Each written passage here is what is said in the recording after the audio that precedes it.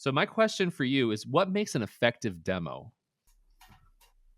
Um, well, these days, you know, the demos, there's no such thing as a demo anymore. It's a radio ready, hit song. If you're gonna, if you're gonna turn it into a record company or into an artist, it has to sound like it's come out of your speakers on your car. Um, so there's no demos anymore. In fact, for the longest time, I was just doing, acoustic, and vocals and handing them to, people, artists, record companies, the lead singer of Smash Mouth, the manager of, and I would say, here, I got a song. And they're like, I don't hear it. Oh, why? Because it's not auto-tuned or, and so now you have to turn in these amazing things. But, if you're talking about the things that I turned in for the demos that I turned into Eric Valentine, I was like, all right, I want to impress this guy because I look up to him. I hold him in very, very high regard. And so I want to make sure that when I give him something, it's going to blow his mind, or at least he's going to go, oh, that's cute. Oh, cool. But a lot of times I would hand these things into him and he'd be like, oh man, we're never going to get that drum sound again, or we're never going to get that vocal sound, or we're never going to get that bass sound. Let's just fly that into Pro Tools and we'll just use that, So Was so I mean, is there anything like I mean, when you were writing those demos, was it just literally just to impress? I mean, like, were you showing the band these demos? Was it just Eric, or how was like walk me through the process of how the demo would go to a final song?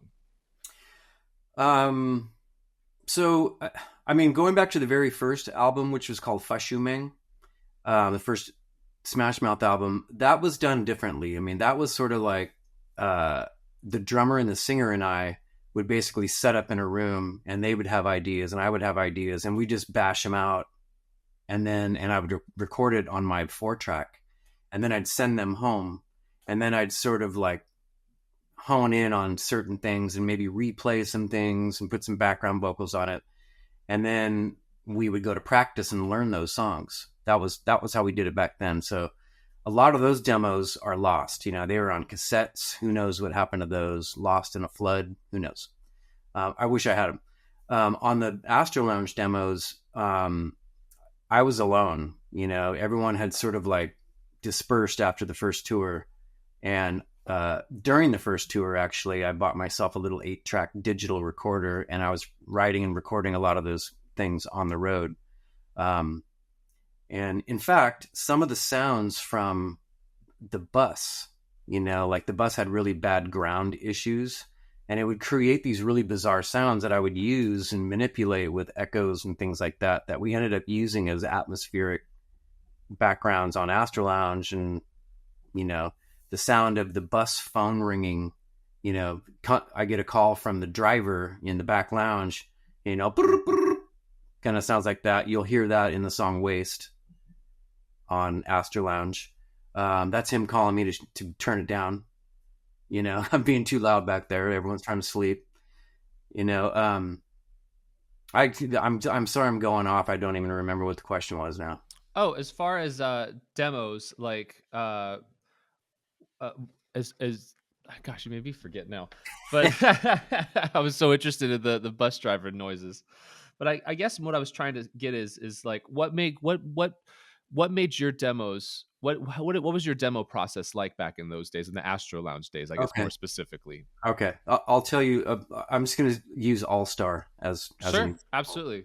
Let's go for it. which I actually still have the demo of that with my dummy vocals on it and everything. It's like the original thing. Yeah, there's a great video, we'll link to it, of you and Eric talking about, and he plays the original demo in there. It's great. Yeah. In that video, and the one that you're talking about, it wasn't the one that had my demo vocals on it, and I've actually found that Oh, really? in a box in my garage on a DAT tape. Wow, you gotta post that out soon. Yeah, I know. I should, huh? So for All Star, it started with, I mean, the songwriting process basically started with me not hearing anything that was speaking to me on the radio. I couldn't hear anything. Like, I didn't like the radio at the time, you know. Some things I liked, you know, there was some stuff out that was great that I really liked. I liked Oasis and The Verve and Blur and like a lot of Britpop stuff. And but I was listening to a lot of hip hop, and I had like a little DJ set up, and so I would go find these breakbeats off of these old records and use those for my drums for my demos. And so, you know, which explains why Allstar kind of has this sort of hip hop beat to it. You know, it started with a break beat, and I don't remember what it came from or anything, but so it was just a break beat, a bass line, and I started humming this vocal. I knew I wanted some whistles in it because I wanted people to be able to whistle the melody, and so I kind of started with that, and that ended up becoming the first thing you hear, the melody you hear. The somebody once told me, and just something, I wanted something that people would remember, you know. Um, and one of the reasons I wanted that is because the content of the lyric was reflecting some fan mail that we had been getting about kids being bullied or being ignored by their parents or being ignored by their teachers or being made fun of by kids, bullied, you know? And so I wanted to write a song. I wanted to give them a song, all these kids that were all into Smash Mouth, and saying that, you know, I love your band and you're the only thing that you're my escape from all these bad things that are happening in my life. And I'm sure that kids have still, you know, all kinds of bands that they escape to, but we just happened to be one at that time for mostly guys. And so wanted to make a song for them. And so that's what Allstar is. I love it. I think it. I mean, obviously, that's one of the biggest songs, you know, of all time at this point. It's incredible. Um, you brought up All Star, and I've always actually been really curious about this. Um, I- Specifically, I was talking to a friend of mine who's a DJ, and I told him I was interviewing you this week, and he told me, you know what I love about All Star is I love the DJ scratching in the middle of it. He says it's one of the best in he says it's so underrated how good the DJ scratching is. And I was actually really curious because we started talking about it more, and you know, we talked about it's kind of a 90s trope with music. You know, it's in, you know, Incubus has DJ scratching, you even get to Korn, Sugar Ray, Hanson even has DJ scratching in the middle of the song. Was that a creative decision to have that in there? Was that something that y'all did, or was that something like from the label going like, "Hey, y'all, this is what everyone needs"? Um, was that a creative decision? It was, and how did you produce? I guess someone scratching, or was that someone in the band? I actually did the scratching, you know, and so on our first tour, we were out with, or not on our first tour, but on touring the first album, we were out with a band called Citizen King out of Milwaukee, and they had this incredible DJ in their band. And we were out with Sugar Ray, who also had an incredible DJ in their band. And I just kind of got hooked by watching these guys every night. And I'm like, I'm going to learn how to do that. And you know, they both showed me some pointers here and there. Um, uh, DJ Homicide from Sugar Ray showed me how to put your beer on your record, you know, and let it go around in circles like this while you were scratching on the other one. That's what he taught me. Um, That's a great trick. yeah. Um, and you know, I learned how to crab scratch, or I tried to do that, you know, and stuff like that. And really, it's like if you have, you know, Pro Tools or Logic or whatever, you know, something like that, you don't have to do it on the fly. You can do it a few times until you get it right, and then use that one. That's basically what I did on All Star. That's why it sounds good. It sounds like I know what I'm doing because I'm using technology to make it sound that way. That's unbelievable. I So can't take full credit. I'm not a great scratcher. yeah, I know we're gonna call A-Track and make you guys battle next. You know, Yeah, right. Please don't. what was the record you were sampling there? It's a NASA. It's a space record, not NASA. Maybe it's not NASA. It's a space record about. It's an Apollo record actually.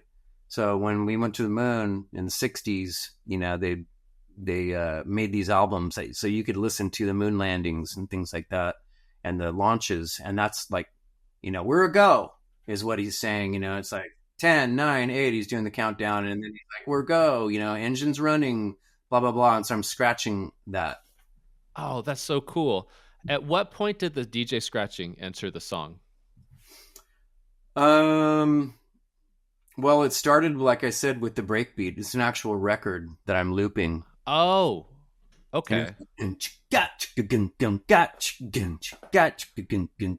Oh, oh, I didn't think about that at all. and so, like I said, I was kind of hooked on DJing and scratching and stuff like that. And so I was practicing and doing things like that. I never got good at it, but you know, that's how it came about. That's insane. I love it. I think that's a But to your point, yeah, back in that time, everybody had a DJ in their band. Even Beck was scratching on his records. Like all that stuff. And so it's like I may have been following a trend, but I just really liked doing it. So and it's just one of those things like I as soon as my friend pointed that out, I was just like that is really like hooky. And then especially cuz there's the part at the end where right before it goes into the chorus, it's like the go filmo, and then the drum fill. It's just like the perfect lift in that song. I love it. It's just really cool. cool, man.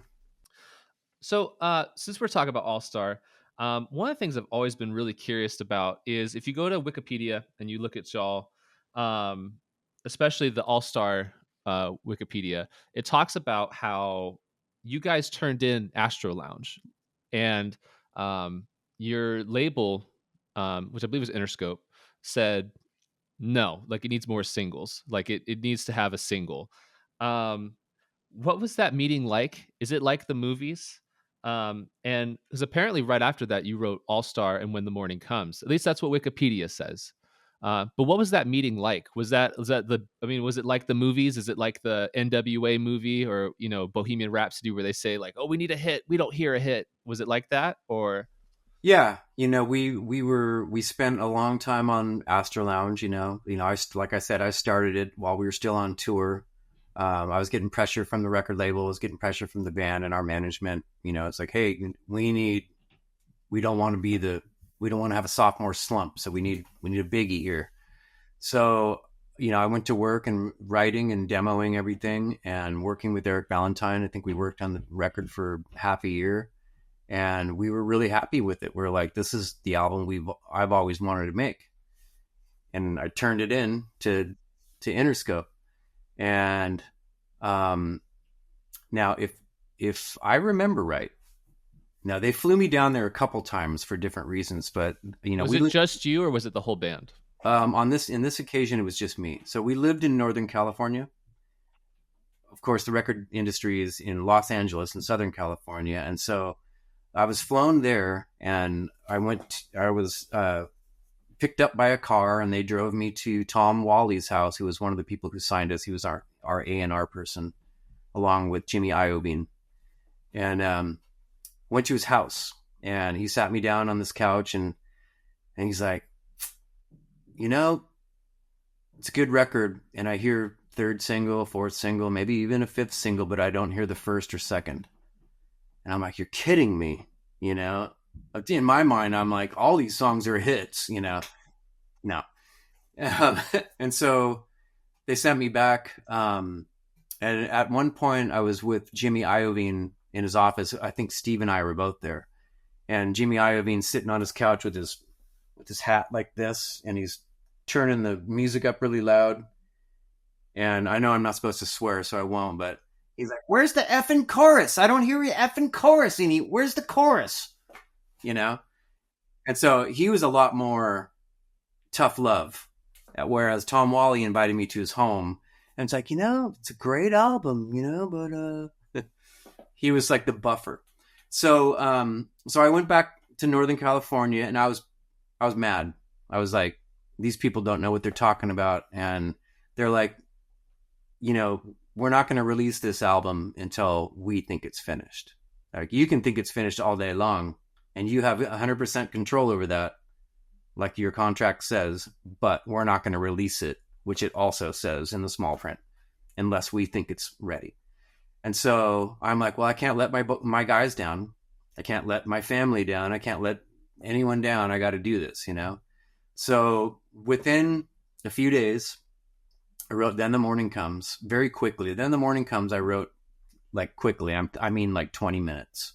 The song was written and recorded and sort of realized in a very, very short time, within an hour. And I'm like, there's our number one right there. There it is, you know.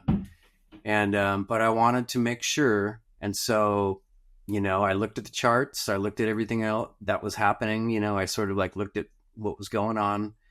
Like I said, I didn't hear anything that was hitting me, and so I wanted something that sounded like Dr. Dre and Eminem, and you know, that kind of stuff that was happening at the time.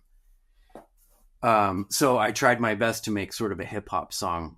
And if you get to like the second part of like when the drums kick into Allstar, and it's like the years start coming and they don't stop coming, fed to the rules and they hit the ground running, it's a rap. It's a But Eric Valentine was like, no, we gotta keep a melody going. We don't want to get into that white boy rap game. You know, that's not going to work for you guys. And so even though Steve Harwell is a rapper, you know, he's like, we don't want to go there. It's going to sound it's going to sound like you're trying to be hard on top of this cutesy music, this pop music. And so, so we put the melody in there, and, you know, anyway, that's how that whole thing happened. All Star and Then the Morning Comes were the last two songs to be added to that album. So was it I mean, All Star does kind of have a real hip hop flow to it, but it doesn't seem to cross into the hip hop realm entirely. Do you, when you were writing that, was, I mean, like, was it Eric just keep like it just has such a fresh kind of everything thrown at it production. It doesn't feel very like hip hop in a certain sense. Was it a song where you guys were um like it just, to me All Star is just one of those songs where you guys threw the whole kitchen sink at it and it worked. Was that kind of the method you guys used, or was it just like, did you guys have a game plan going into that song? I mean, it just has this magic about it. I think we were I mean, we wanted to sum up the entire album, Astro Lounge, you know, with these two songs.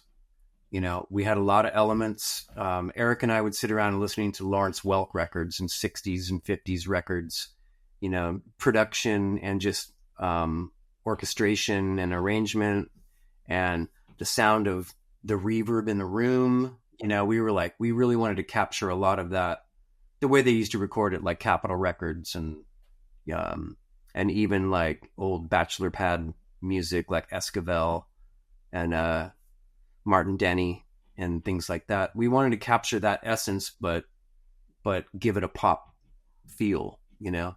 And so All Star has a lot of little bells and whistles happening in the backgrounds, and you know, the guitar is sort of like this 60s Glenn Campbell kind of almost like go-go music or something.